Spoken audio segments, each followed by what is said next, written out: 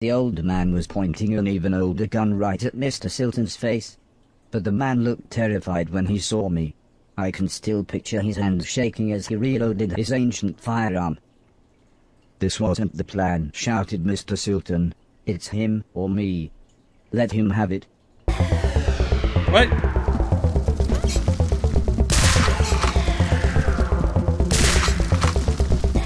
Oh no, what am I doing? I didn't know what I was going to do when I caught the old man.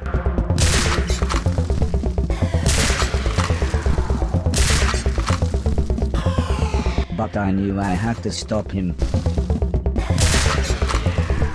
Why am I being put in this situation? Like, why? I don't want to hurt him. If someone dared hurt my friends, they would have to pay.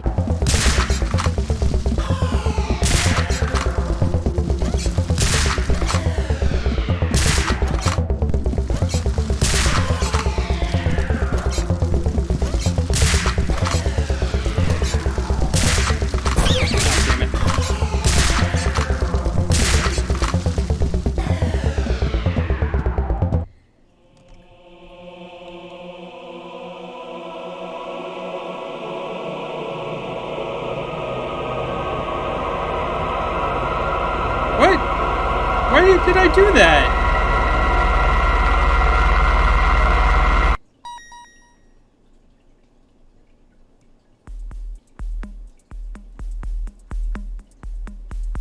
What the fuck?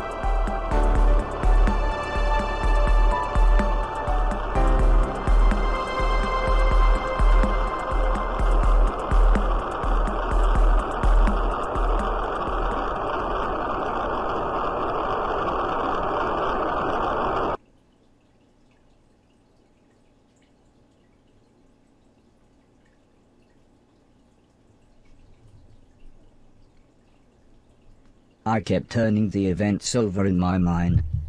Could I have handled things differently? Could I save Mr. Silton without hurting that man? Mr. Preston could see I was upset, and said music was a good alternative to facing up to problems.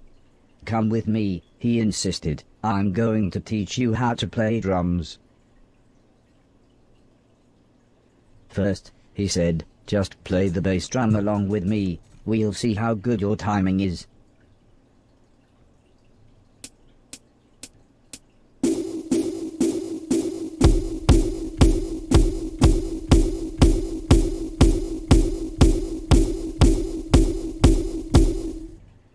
Okay, I think I got it. Still, I was not okay. Out of everything so far, it's been kind of like sweet and innocent. And yeah, we're dealing with a kind of a robot apocalyptic situation. I still wasn't expecting to kill the man. Like, god damn. What's he? AX. When?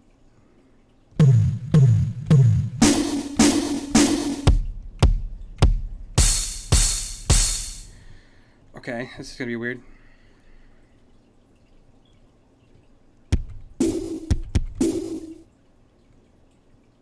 I mean, I get it, but why these four random... Either make it all letters or make it arrows.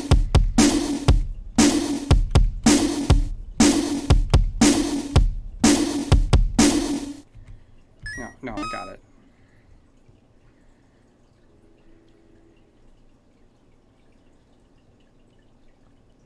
So I kind of like how they kind of put all these different little elements into it.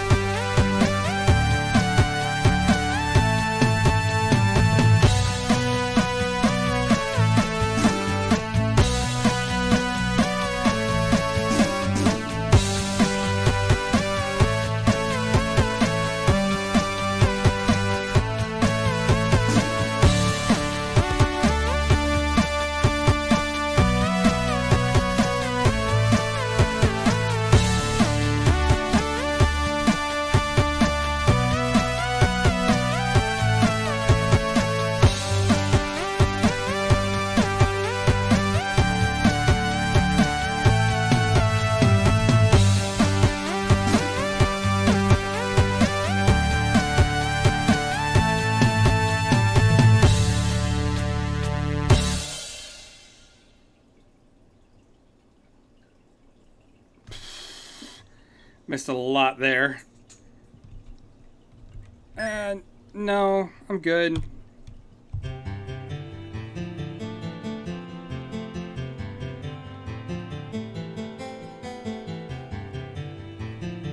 Mr. Silton was patched up, but still pretty angry. He referred to the man as a word that wasn't in my dictionary file. It should have been between cunning and cup. I reminded Mr. Silton about going to find the others now we had the van. But he said there was something even more important we had to do first. Mr. Silton explained that it was a good idea that Mr. Logan be released from prison early, and that this wouldn't involve a parole board, but might involve dynamite. Straight away I was apprehensive. I thought only bad people went to prison. I knew Mr. Logan was the guitarist in Mr. Silton's band, but why would we help a bad person? In the end, I think it's only Mrs. Silton's smile that convinced me to help. Mrs. Silton promised to have a present for us when we got back. She said she'd been saving her money from her decorating job. I didn't know what I would need money for, but then realized, if nothing else, new games consoles must be out. Be the careful, best motivation in the said world. Mrs. Silton with a big smile. Don't rob any post offices, and don't get shot. In the dead of night, it was surprisingly easy to get close to the prison building. Mr. Silton said it was like the Death Star and had a weakness we could exploit. Although I seem to remember the robot getting shot when they did that in the film. But there was no time to worry as Mr. Silton pressed a walkie-talkie into my hand and said, "Good luck."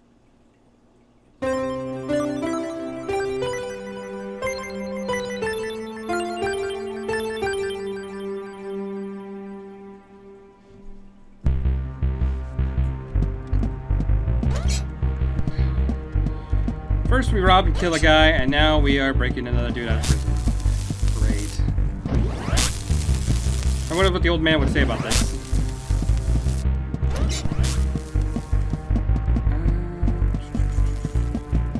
Why don't we go that way? Anything over?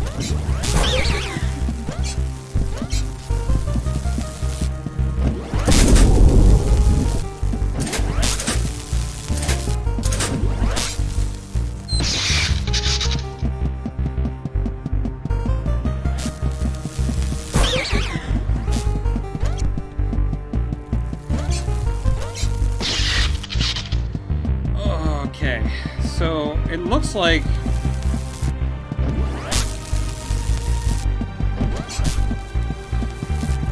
I'm gonna be timed anyway, because I gotta come up here and hit this button, right?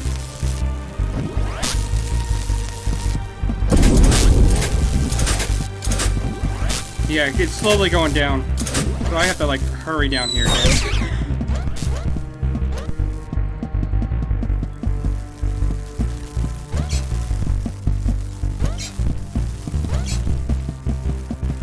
Okay, made it. It was obvious the security lights would set off an alarm. Oh.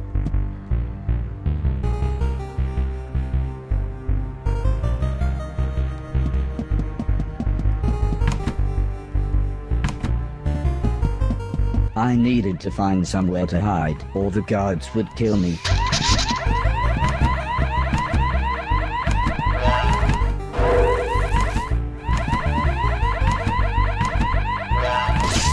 So they see me right away.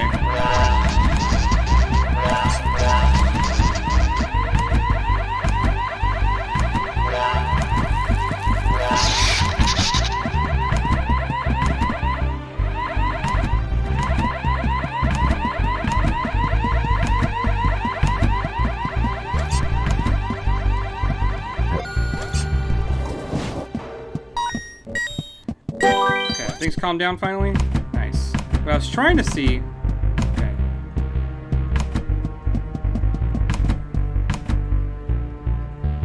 Is which direction am I supposed to go?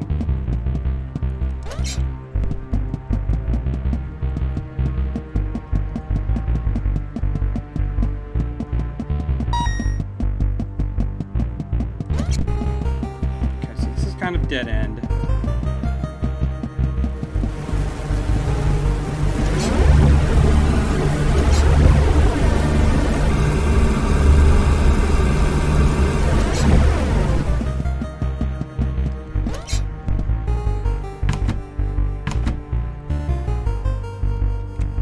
Cool.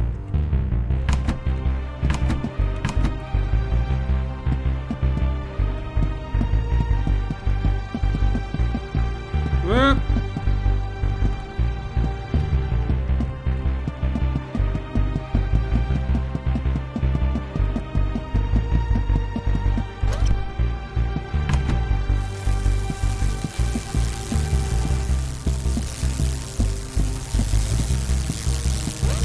According to Mr. Sultan, this was the switch that would open the laser door to Mr. Logan's cell block.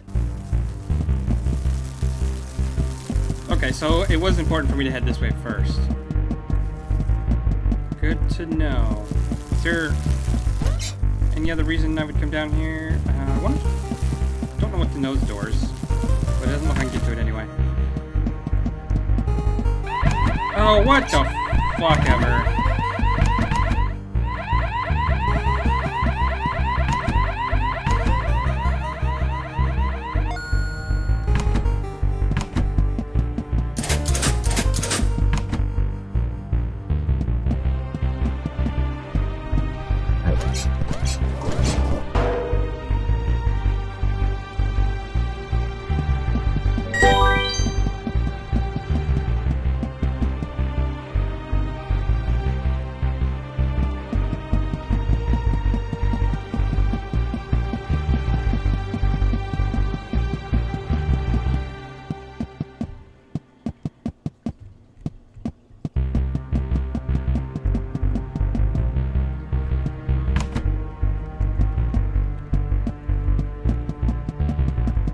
Not quite sure how this game would work.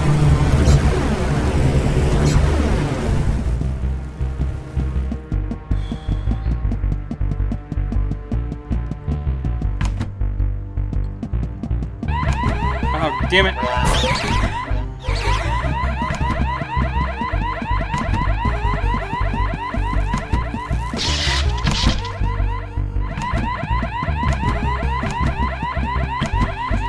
Okay, let's just head up here for a moment.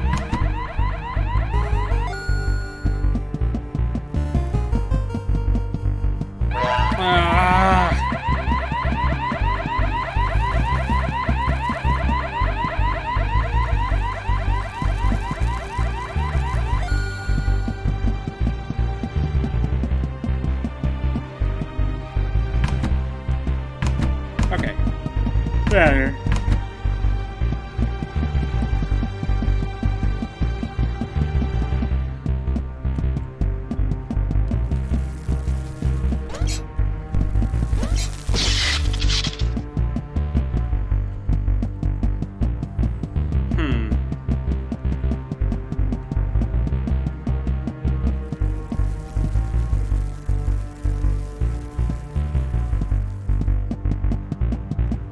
Okay, I see. I think the only thing I can really do is I'm supposed to be on the ground. There's like a place I can hide. It's right here.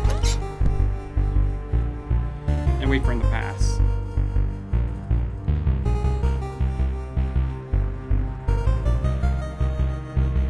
Like that.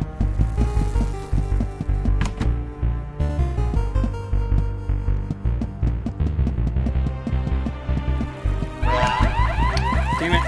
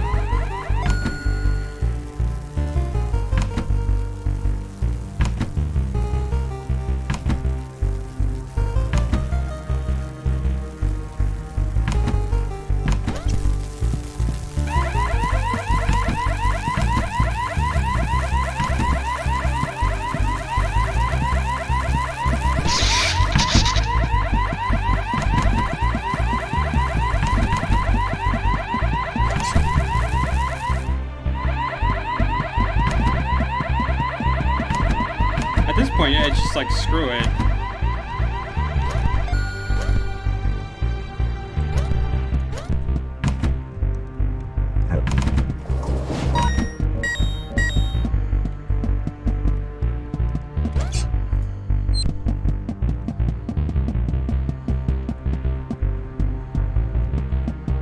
Really?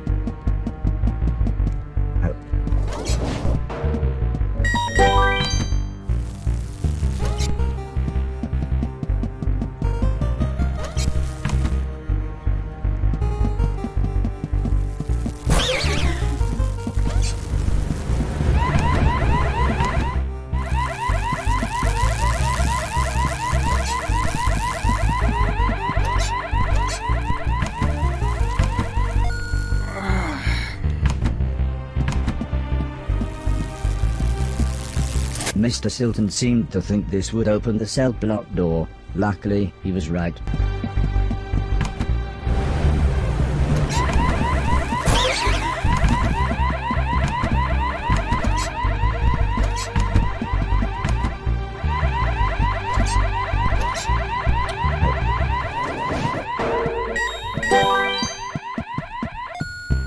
Shut that off, thank you.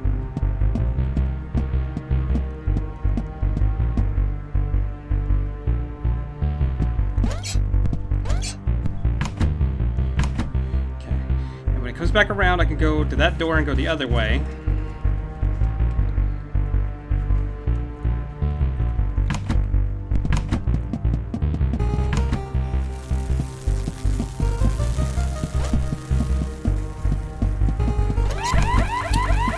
Damn it, I was so close. No.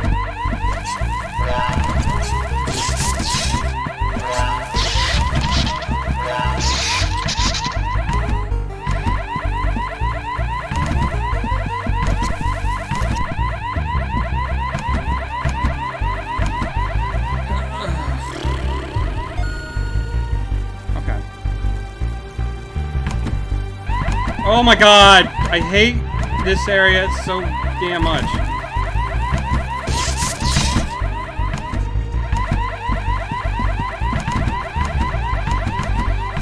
Oh, it's so annoying.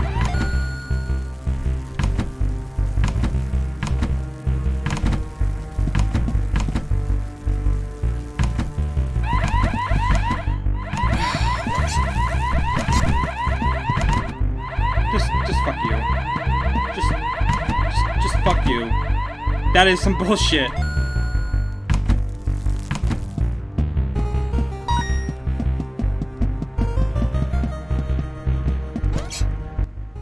Unsurprisingly, Mr. Logan's cell was locked, but, thanks to my speedy brain, I was able to hack it in seconds. Mr. Logan was not pleased to see me. No one ever was. But I couldn't work out why. However, when I mentioned Mr. Silton, he soon cheered up. We quickly made our way outside. Although I wasn't sure about Mr. Logan's stealth techniques, they were quite different from mine. But someone must have noticed Mr. Logan was missing, as, with a bright flash, we were soon attacked. This still wasn't the plan, said Mr. Silton, as he insisted he was okay, and that, no, I didn't need to clean up the trail of blood. He did, however, urge me to take care of the huge tank bearing down on us. Okay. Oh, this is a boss fight.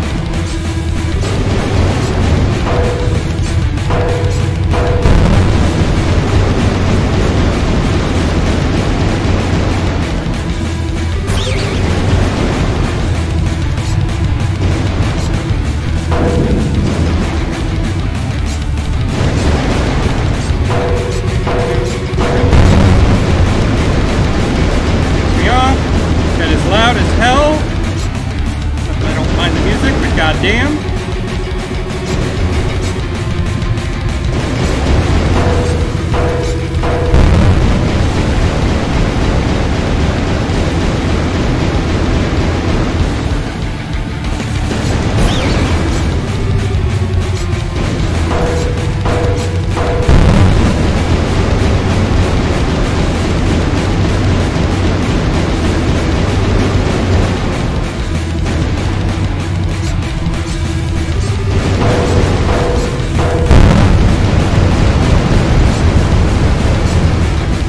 piled into the van.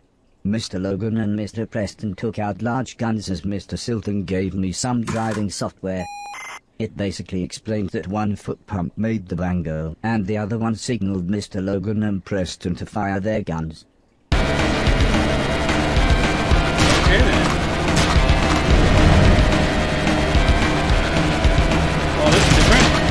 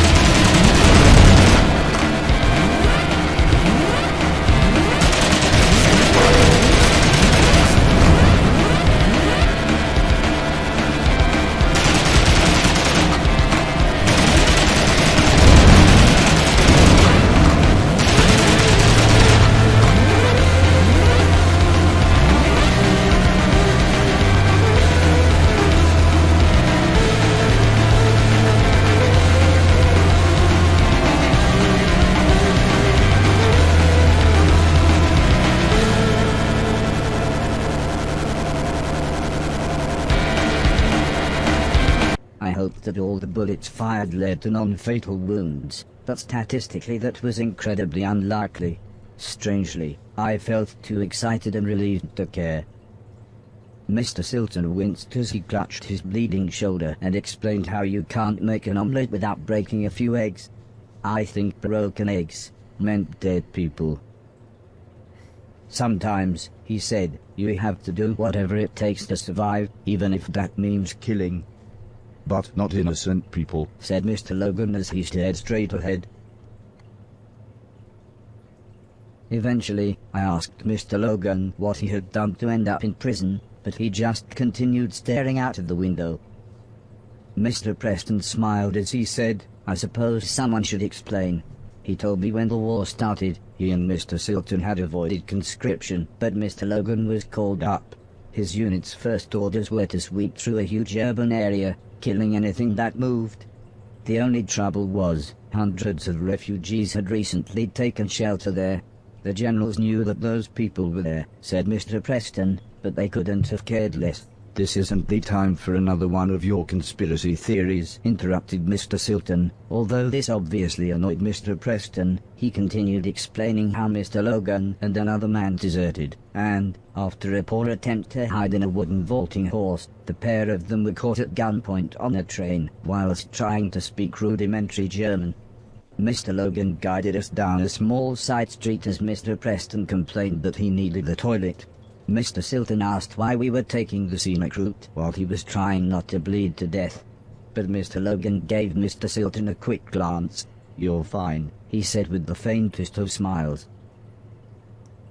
Soon the night sky was full of twinkling stars, and I was able to impress everyone with my navigation skills.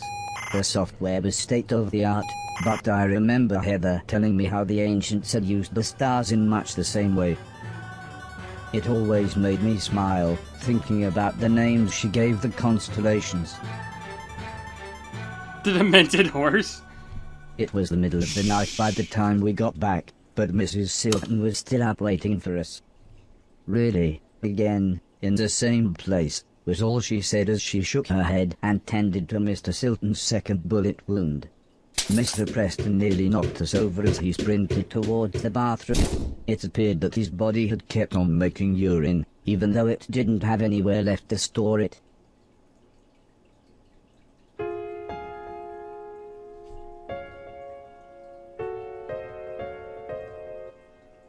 I asked Mr. Silton about Heather and the old lady, but he said he was just about to wash his hair. When I asked him again later, he said the main thing was that we'd got Logan and the van back, and couldn't the rest wait until I had cleaned up the band room for him. I didn't know what to say. Everything we had done, everything I had helped him with, I thought it was all to get everyone back together. But now I didn't know what to think. Before I could say anything, Mrs. Silton explained that it was okay if I only travelled on trains and was alone. I must have looked worried as Mrs. Silton smiled and continued, "If you really want these idiots to go with you, they can disguise themselves and catch the next train after you." Mr. Silton was dismissive, and said I'd get nowhere without proper ID. "They'll be stopping robots for even the tiniest of things," he said. "And a robot passport costs a fortune these days." "Well," said Mrs. Silton, "it's a good job I've got this." Mr. Silton looked confused and asked where Mrs. Silton got the money. "Sometimes," said Mrs. Silton, "when God slams a door in your face and shoots you twice in the shoulder, he opens a window." Mrs. Silton explained how Preston had given her the extra money. He said there was good money to be made selling pills and powder to people that distracted them from the world being an absolute mess. "Bedtime," said Mr. Logan as he carried his guitar into his room. Everyone else left one by one, leaving me stroking the dog.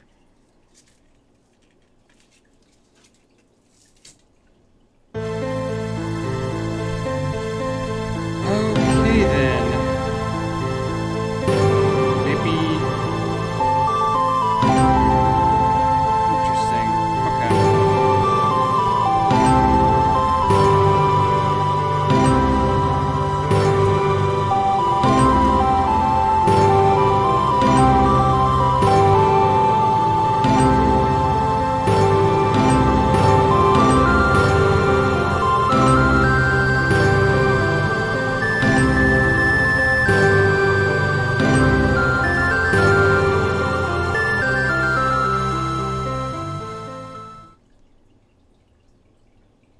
I awoke to the sound of Mrs. Silton making herself some breakfast. It felt very early, but I suppose it was just that we had gotten so late. Mrs. Silton gulped down her coffee, and with a reassuring smile she said, "Let's do this."